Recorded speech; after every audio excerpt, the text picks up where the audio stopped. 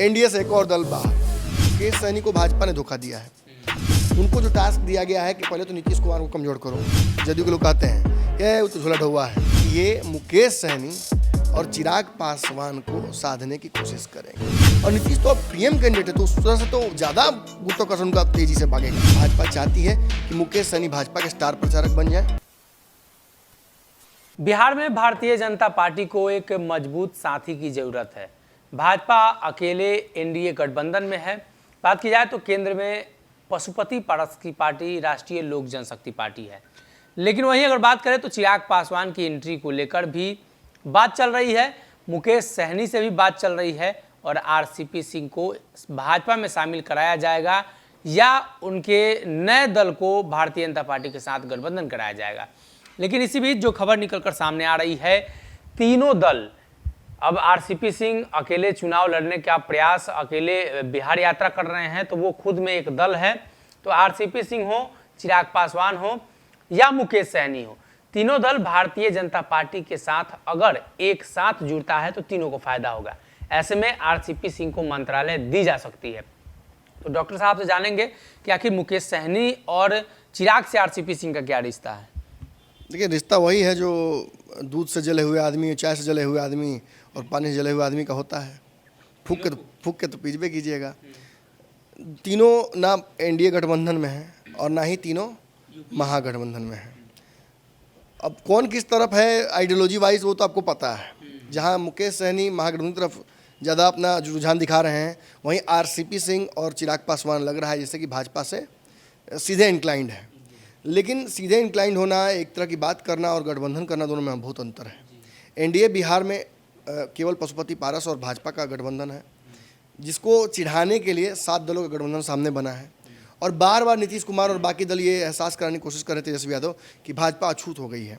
अपने सारे सहयोगियों के साथ वो यही करती है, इसलिए भाजपा के साथ जाने के लिए पूरे उत्तर भारत में कोई तैयार नहीं है। तो भाजपा ये दाग अपने माथा से मिटाएगी ना, लेकिन उसके लिए उसे गठबंधन करना होगा नए दलों से। तो चिराग पासवान से गठबंधन करने गई तो 4 गो शर्त रख दिए। 3 शर्त तो मान भी लें, चौथी शर्त है पशुपति पारस को बाहर करना। अब आप बताइए, वो कहावत हम लोग के यहाँ है, हम कहावत कहेंगे नहीं जी, आपको ही पता। अब कानी उंगली बचाने में अंगूठा कटवाइएगा, संभव है? क्योंकि अखबारों को तो सुर्खियाँ चाहिए और उन सुर्खियों को बनाने में क्या लिखने वाले लिखेंगे। मैं बार बार ये बोलता हूँ कि एनडीए से एक और दल बाहर।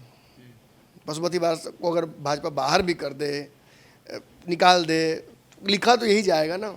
और वो क्या बहुत मदद कर देगा उस पूरे बड़े स्टोरी में कि भाजपा के साथ कोई जाना नहीं चाह रहा है। वहाँ एक और नाम आ जाएगा और तुरंत ही नीतीश कुमार से चले जाएंगे पशुपति पारस। 6 के 7 की जगह 8 हो जाएगा, इधर 1 की जगह 2, जो 2 था 202 रह जाएगा।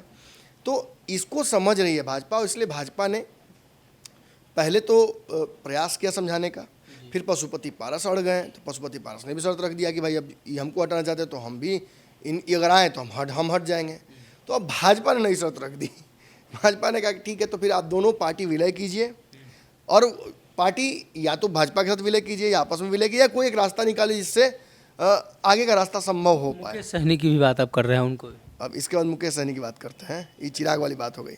मुकेश सहनी से समस्या ये है कि मुकेश सहनी को भाजपा ने धोखा दिया है। मुकेश सहनी ने भाजपा को कुछ नहीं धोखा दिया है। अगर माफी मांगना होगा, मांगना तो पड़ेगा, और वो बिहार आके मांगना पड़ेगा। खबर आई थी कि 2 दिन पहले मुकेश सहनी दिल्ली गए थे। भाजपा के कुछ नेताओं ने खोज कर जबरदस्ती मुलाकात की, कहाँ है पता करके, लोकेशन निकाल के भेंट किया। और शीर्ष नेतृत्व से तो मुकेश सहनी ने कह दिया था मैं मुलाकात नहीं करूंगा। मुकेश सहनी को भी शायद भाजपा यही चाहती है कि वो अपनी पार्टी विलय कर लें भाजपा में। तो पहले से नहीं, ये तो बहुत पुरानी बात है।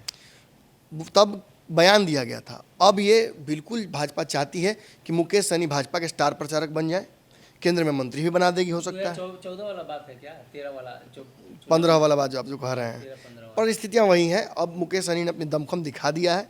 25-26 हज़ार वोट जब उपचुनाव में लेके आते हैं, जब शब्द लड़ता है तब तो भाजपा को एहसास है कि एक अच्छा सहनी नेता, निषाद नेता हमें बिहार में मिल गया है। और देखिए उत्तर प्रदेश में एक निषाद नेता मिलने के चलते भाजपा को कितना फ़ायदा होता है, और यही बात बिहार में भाजपा चाहेगी। लेकिन मुकेश सहनी को वो जख्म जो है वो बार बार दिख रहा है। पीठ वाला जख्म तेजस्वी दिए थे तो बार बार दिखता नहीं है, लेकिन चेहरा पे जो जख्म दिए हैं भाजपा ने वो तो रोज आईना में दिखता है।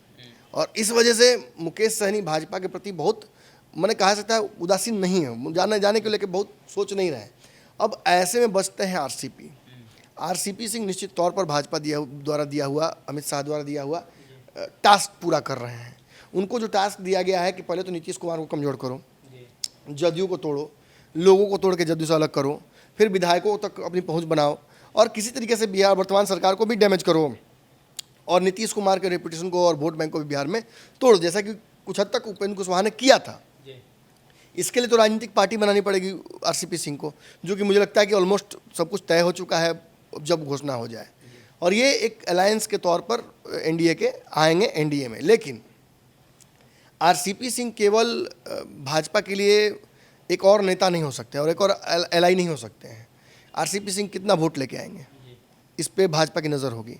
चूँकि आरसीपी सिंह सीधे तौर पर कभी चुनावी राजनीति में नहीं रहे हैं और अपना वोट बैंक कभी साबित नहीं कर पाए हैं, और ये शक रहता है कि आरसीपी सिंह को कौन चिंता है। लोग जदयू के लोग कहते हैं ये वो तो झोला ढौवा है, अरे उनको तो कौन चिंता, नीतीश कुमार से अलग हटेंगे तो 4 को कुर्मी नहीं चिनेगा उनको। तो जो लोगों को ये तोड़ रहे हैं, ये मैसेज तो दे रहे हैं, लेकिन ये वोट बैंक में कन्वर्ट होगा, ये बहुत बड़ा क्वेश्चन है। क्योंकि नीतीश कुमार, देखिए, गुरुत्वाकर्षण का एक नियम है, जो जितना बड़ा ऑब्जेक्ट होता है वो ज़्यादा तेज़ी से अपनी तरफ खींचता है चीज़ों को। तो ये जो वोट परसेंटेज है, ये जो वोट है कुर्मी कोयरी का, जब ये नीतीश वर्सेस आरसीपी होगा तो आपको क्या लगता है किस तरफ जाएगा? निश्चित तौर पर नीतीश की तरफ भागेगा, और नीतीश तो अब पीएम कैंडिडेट है, तो उस तरह से तो ज़्यादा गुरुत्वाकर्षण का तेज़ी से भागेगा।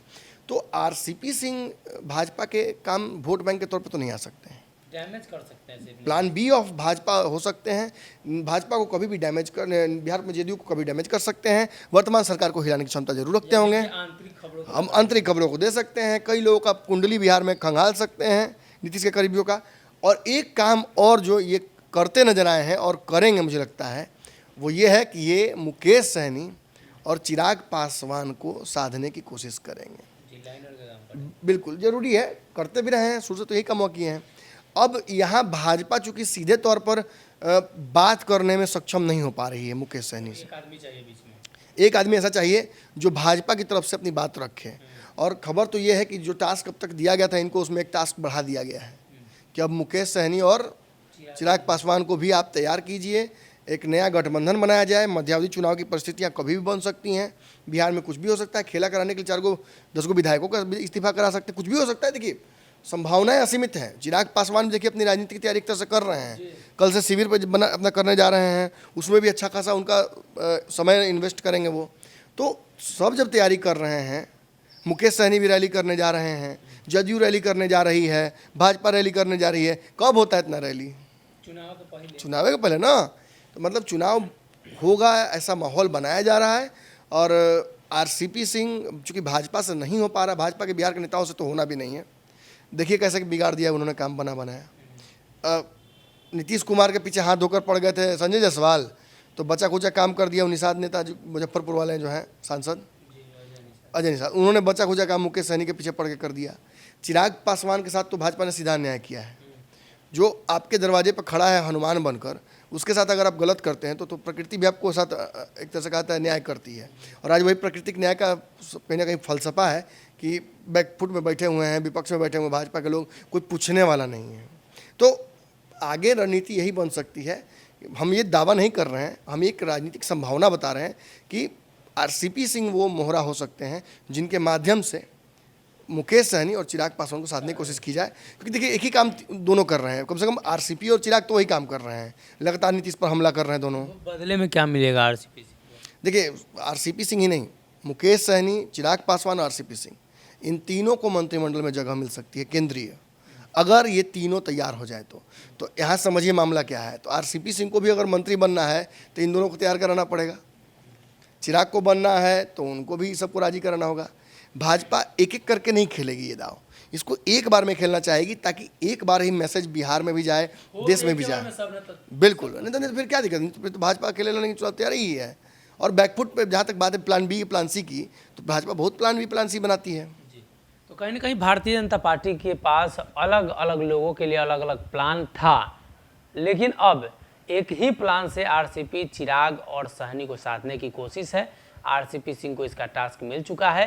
अगर आरसीपी सिंह सही तरीके से पत्ता खेलते हैं तो वो भी मंत्री बनेंगे और साथ में बाकी जो 2 लोग आएंगे वो भी मंत्री बन सकते हैं।